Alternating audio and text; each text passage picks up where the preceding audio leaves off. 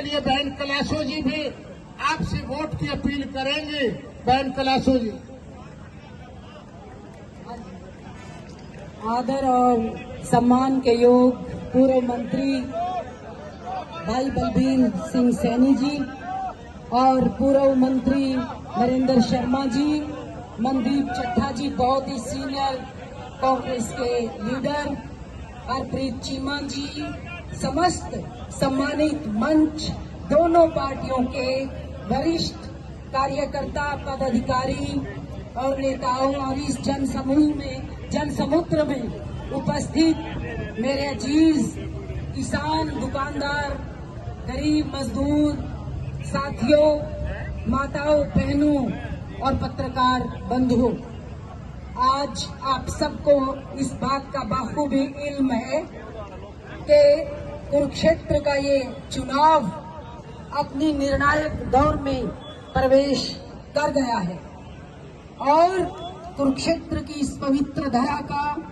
जो प्राचीन काल से इतिहास रहा है कि यहाँ पर न्याय को अन्याय के खिलाफ विजय मिली है, नेकी को बदी के खिलाफ विजय मिली है और धर्म को अधर्म के खिलाफ विजय मिली है। और आज भी एक तरफ तानाशाही ताकते हैं और एक तरफ उदारवादी ताकते हैं। ये जंग इस बात का फैसला कर देगा कि क्या भारतवर्ष की जनता इतनी जागरूक हो गई है कि वो तानाशाही में और उदार नीतियों में फर्क महसूस करना जान गई है, वो अपने भले बुरे को पहचानना सीख गई है। इसीलिए आज जो नरेंद्र मोदी के भाजपा के जुल्म सितम आज त्राहीमाम जनता कर उठी है। औरंगजेब और चंगेज खां को भी तानाशाही में पीछे छोड़ दिया है। आज महंगाई चरम सीमा पर है, बेरोजगारी चरम सीमा पर है, आज महिलाओं का मान सम्मान कहीं भी सुरक्षित नहीं है, वो स्वयं को कहीं महफूज महसूस नहीं कर रही है। जिन्होंने दावे किए थे कि काला धन वापस लाएंगे, आज उन्होंने अपने लोगों का जीएसटी नोटबंदी के माध्यम से काला धन सफेद कर दिया है। और आज 20 करोड़ रोजगार जो 10 साल में देने थे, 20 लाख भी नहीं दिए गए।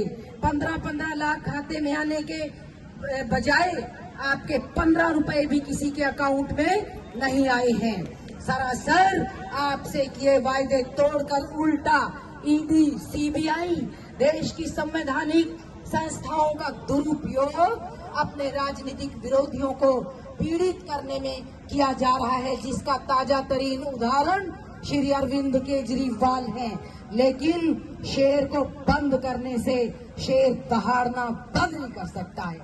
उनको तो अपनी तानाशाही, अपने अहंकार, अपने घमंड में मेरे जैसे कैलिबर वाले नेताओं से भी काम लेना नहीं आया, क्योंकि वो अपनी गफलत में, सत्ता के मद में चूर हो करके हमें भी बेरोजगार कर राजनीति से घर बिठा देने का काम किया। लेकिन उनको पता होना चाहिए कि शेर को दहाड़ने से कोई नहीं रोक सकता। शेर अपना असली भोजन तलाश लेता है और उसका असली भोजन दहाड़ है।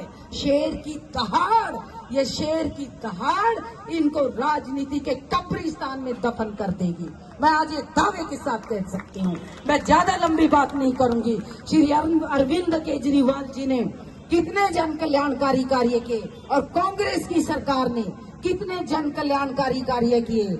अपने नौजवान कार्यकर्ताओं के बच्चों को रोजगार दिए, जो आज भी उनके दिलों में, उनके जेहन में ताजा है।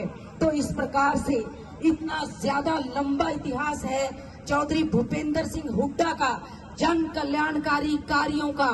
वो कुछ समय के लिए कभी कभी किसी को भी भूल लग सकती है, लेकिन इन्होंने जिस नेता ने इनका कभी दामन थामा तो उसको इस कदर इन्होंने पशोपेश में और परेशान किया है कि उसको ये भूल कर भी इस पार्टी को आप लोग कभी आजमा न लेना। इसको तो बस राजनीति के कब्रिस्तान में दफन करना ही इसका इलाज है। इसने 10 सालों में 55 सालों से भूखी भाजपा ने, भारतीय झूठी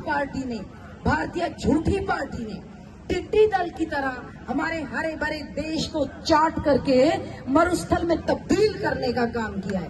ये भूखे थे एक तरह से, इनको सत्ता की और पैसे की बहुत भूख थी। इनकी भूख वो अपनी चोट से निकालनी है और आने वाली 25 तारीख को आपको सुशील गुप्ता जी को भाई रिकॉर्ड तोड़ देना है ताकि जमानतें जब्त हो जाए। इनके तो कैंडिडेट भी बलबीर सैनी जी हवाई है। जैसे आपने एक फिल्म में गाना ताजा आया है फाइटर फिल्म का, मेरी हीर आसमानी, आपका कैंडिडेट आसमानी दे दिया। तो आप कहो उनको कि हीर आसमानी चल सकती है पर कैंडिडेट धरती का पुत्र चलेगा, धरती पुत्र चलेगा और किसी को हम दफन कर देंगे यहाँ से। धन्यवाद।